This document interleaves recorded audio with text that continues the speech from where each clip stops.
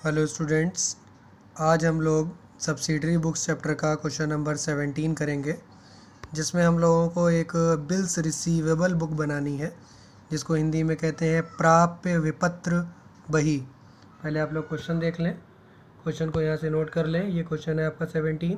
Sunny brothers Katihar के रहने वाले हैं, इनकी बिल्स रिसीवेबल बुक बनानी है हम लोगों को। 3 एंट्रियाँ हैं इसमें आपके सामने। अब इसके बाद हम आपको बताते हैं इसके कॉलम। तो सबसे पहले ऊपर हेडिंग डाल लेंगे, bills receivable book of Sunny brothers Katihar. Column के नाम पे ज़रा ध्यान दें। लेफ़्ट साइड से स्टार्ट करें। सबसे पहले है नंबर ऑफ बिल, फिर है डेट ऑफ बिल्स रिसीव्ड, उसके बाद है डेट ऑफ ड्राइंग्स, फ्रॉम हुम रिसीव्ड, बिल किससे प्राप्त किया गया, फिर ड्रावर कौन है बिल को लिखने वाला, एक्सेप्टर किसने उस बिल को स्वीकार किया, वेयर पेबल कहाँ पेबल होगा, वो सिटी है जगह का नाम, टेन्योर बिल का समय कितना होगा, ड्यू डेट बिल कितनी तारीख तक पेड किया जा सकता है, उसकी लास्ट डेट क्या होगी, फिर है एलएफ नंबर, अमाउंट कितना अमाउंट है बिल का, फिर है सीबी फोलियो जिसको आप कैश बुक फोलियो कहते हैं, और लास्ट है रिमार्क्स। ये हैं सारे कॉलम बिल्स रिसीवेबल बुक के। कॉलम को थोड़ा सा ध्यान से आपको समझना होगा और याद करना होगा। बाकी इसमें भरते समय आपको ज़्यादा समय नहीं लगेगा, बस एक एक एंट्री को ध्यान से देखते जाएं और आप इसको फिल कर सकते हैं।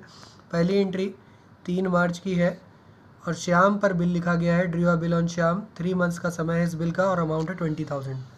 इसको किस तरह से भरेंगे ध्यान से समझें। सबसे पहले जितने बिल हैं यहाँ पर 1 2 3 करके यहाँ पर नंबर डालते रहेंगे।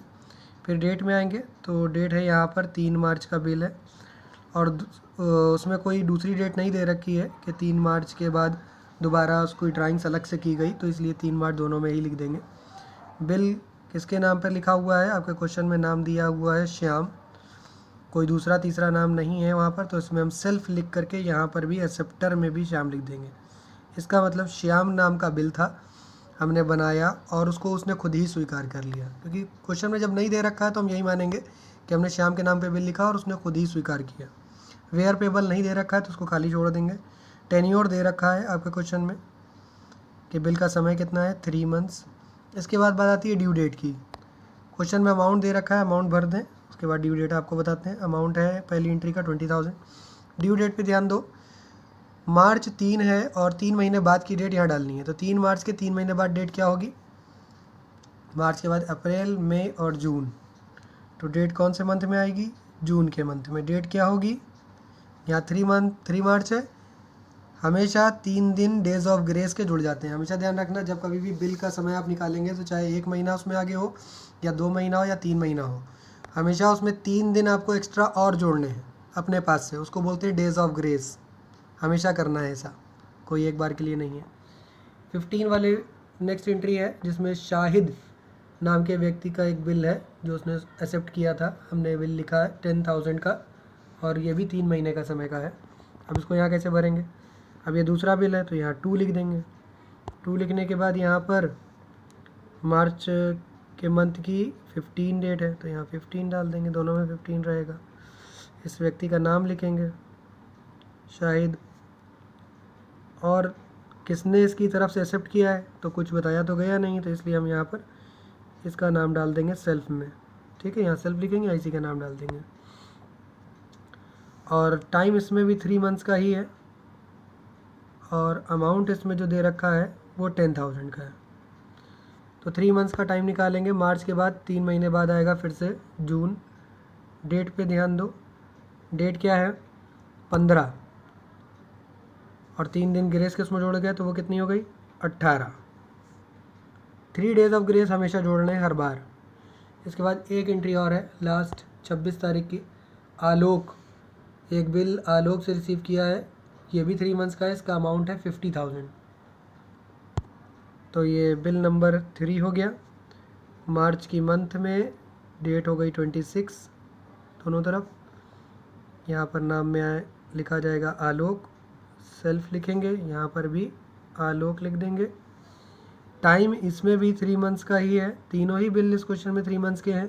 तो ऐसा ज़रूरी नहीं कि हर क्वेश्चन में 3 मंथ्स के ही बिल दे रखे हो सकता है कोई एक बिल 1 मंथ का हो, एक 3 मंथ का हो, एक 2 मंथ का, ऐसा हो सकता है, कोई दिक्कत की बात नहीं है इसमें। इसके बाद हमने यहाँ पर इसका अमाउंट लिख दिया 50,000। अब टाइम की बात रही तो यहाँ पर जून आ जाएगा। अब यहाँ पर 26 है, 26 में 3 डेज़ उसमें और जोड़ देंगे तो हो जाएगा 29 हो जाएगा। इसके बाद इसको ऐड करेंगे, ये अमाउंट का कॉलम जो है इसको ऐड करेंगे यहाँ पर हम लोग। तो इसको ऐड करने पर यहाँ पर आएगा 80,000 और डेट ऑफ बिल रिसीव्ड जो सेकंड कॉलम था इसी के सामने टोटल के सामने यहाँ पर भी एक लाइन खींच करके इसके नीचे मार्च के लास्ट डेट डाल देंगे, मार्च 31। अब इसके बाद आप यहाँ पर दो तरह से लिख सकते हैं। आप यहाँ पर टोटल लिख करके भी बंद कर सकते हैं, TOTAL टोटल लिख दो, बस बंद कर दो।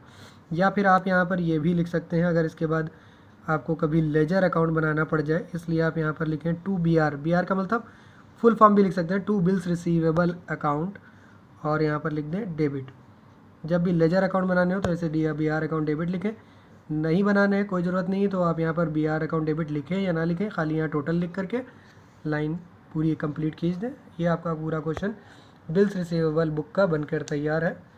आई होप कि आप लोगों को बिल्स रिसीवेबल बुक के जो डाउट्स होंगे वो यहाँ से क्लियर हो जाएंगे। हाँ, कॉलम्स इसमें कुछ ज़्यादा होते हैं, कॉलम्स के नाम को आपको एक जगह पर लिख लेने अच्छे से और लिख करके कॉलम के नाम याद कर लेने हैं। अदरवाइज़ आपको पेपर में अगर कभी भी एग्ज़ाम में इस तरह का क्वेश्चन आता है तो आपको दिक्कत ज़रूर हो सकती है कॉलम के नाम को लेकर। तो कॉलम के नाम को कहीं पर लिखें और उसको याद करें। अगर ये वीडियो ने आपके कोई भी डाउट क्लियर किए हों तो वीडियो को लाइक करें, और अगर आपने अभी तक चैनल को सब्सक्राइब नहीं किया है तो चैनल को सब्सक्राइब करें, साथ ही साथ बेल आइकन को प्रेस करें और भी लोगों तक इस वीडियो को पहुंचाने के लिए इसको शेयर करते रहें। Thank you.